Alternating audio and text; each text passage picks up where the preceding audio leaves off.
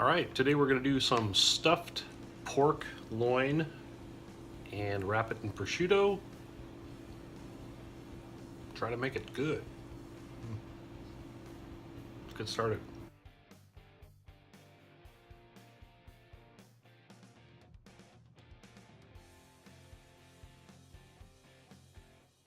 So here we've got just a real nice cut of pork loin, and all we're going to do is just start this knife 3/4 of an inch thick is what we're looking for. Just get this started in there real nice and fillet this open.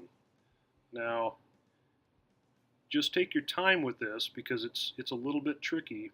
You're just going to kind of roll that meat and almost like you're taking bark off a tree, and just keep rolling that log until it rolls all the way out. Give yourself plenty of room. These things roll out pretty far, so.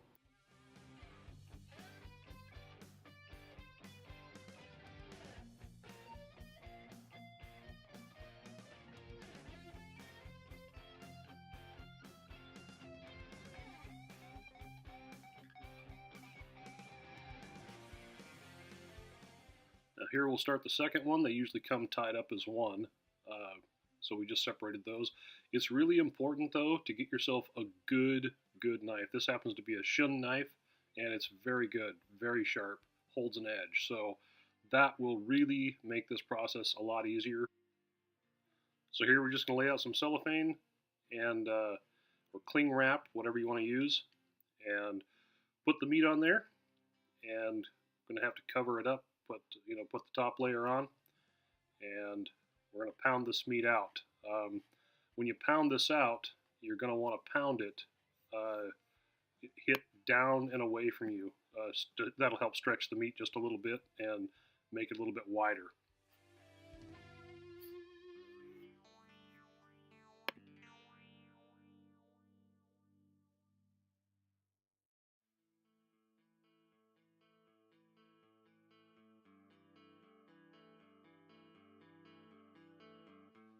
Now, if you were successful at cutting this at 3/4 of an inch, that's going to wind up being about a 1/2 inch thick.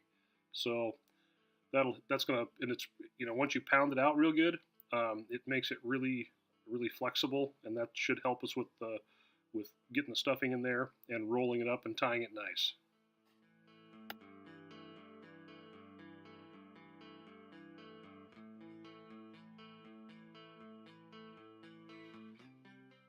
Just a quick cleanup job, just to make sure. Okay, we've got some oregano, 3 cloves of garlic, some really nice mushrooms, and an onion.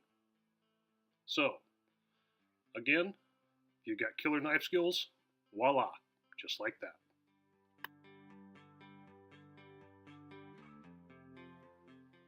Pair of scissors, and some really good bacon. We use the Hempler's bacon. It's uncured, and it's really good. I just chop this up real quick into a hot frying pan. A frying pan's probably not as hot as it should be, but it works, and you can never quite have enough, so chop up a little bit more.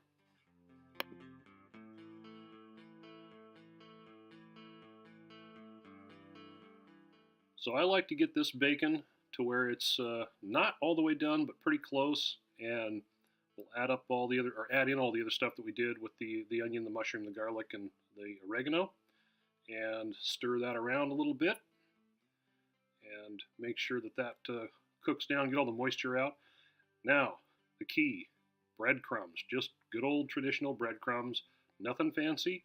I have no recipe for this, so I'm going to put in about that much. That should work.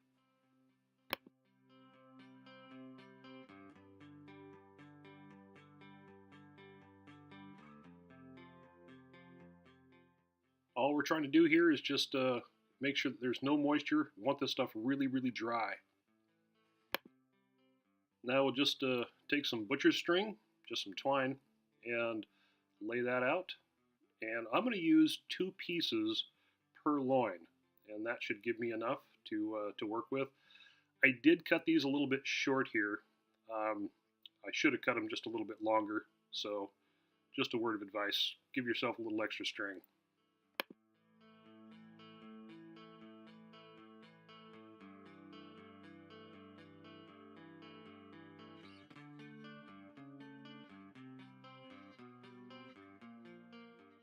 Okay, little sea salt, little black pepper. Add it generously.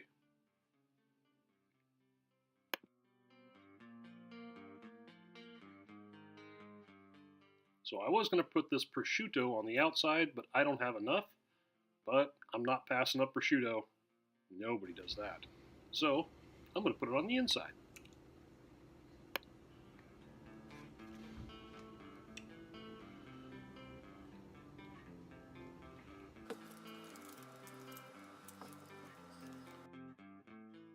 Okay, cottage cheese.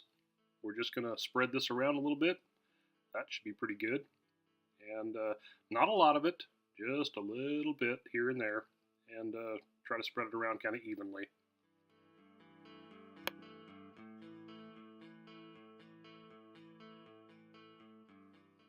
Now, you can grate your own mozzarella if you want, but the stuff in the bag that's pre-shredded, it's pretty simple. It's already done. Just use it.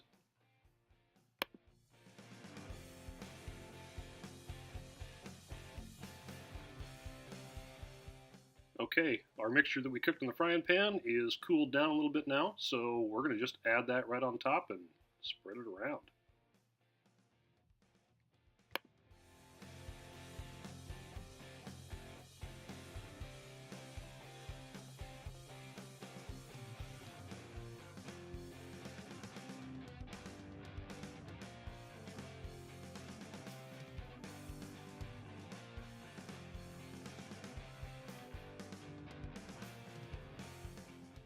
Okay, so time to start rolling this up, and just try to roll it a little bit tight, but not too tight. Keep your strings out of the way. They'll want to roll up with the meat there. So, and give these things a good, nice, tight little knot. And this is where I should have left myself a little bit more string, um, especially on the second one. It was pretty tight. Not a lot of room there. Time for the vacuum machine. Got to get these things in there. So what I do is I take the bag and I fold over the top edge because that keeps the food off that sealing surface, so keeps it nice and clean and things seal up. You don't wind up having a leak in the bag. So let's add the meat and get this thing vacuum sealed up.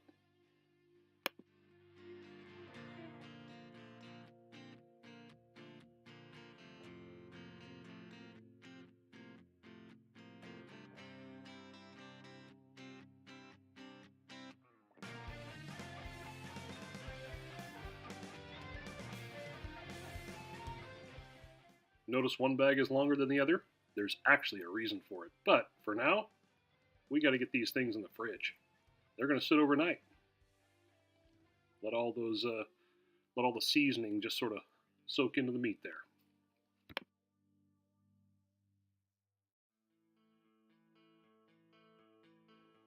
Oh, well, good morning. All right, time to get the bucket out. Start getting this all set up. Get my water in the bucket.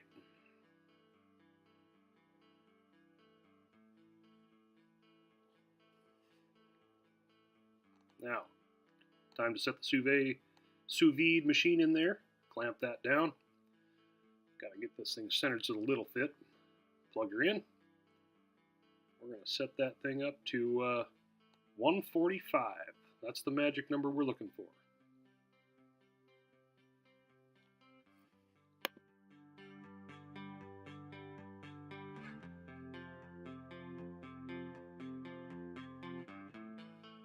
Okay, temp's up.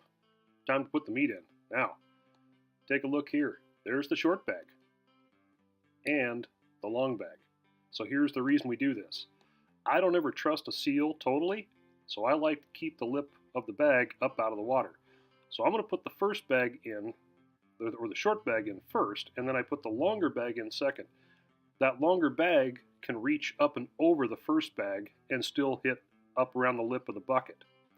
So everything's down underneath the water line and got the lips of the bags up over the lid, and we're off and running. So 8 hours later, this will be done. The hardest part of this whole thing is the wait. The 8 4-hour wait.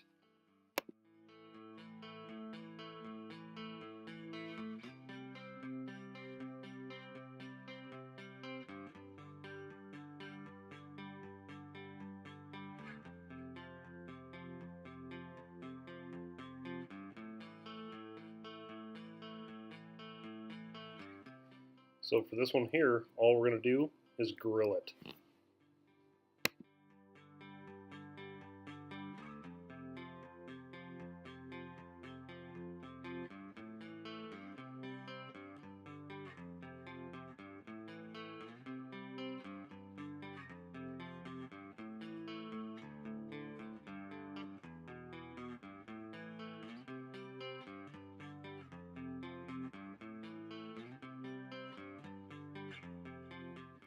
So when we open these bags up, we want to make sure we save that juice because we're going to make some risotto with this, and that's going to go really, really good with the risotto.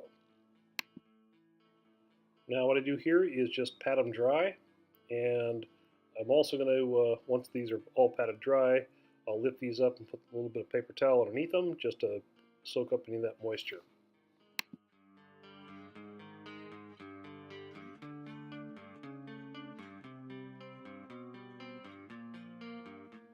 So before I put these on the grill, I just use a little bit of olive oil with some salt and pepper, just so they brown up real nice.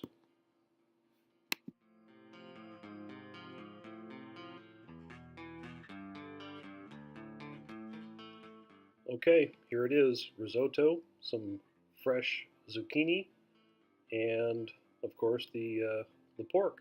Looks really good. So hope you guys enjoy. Thanks for watching.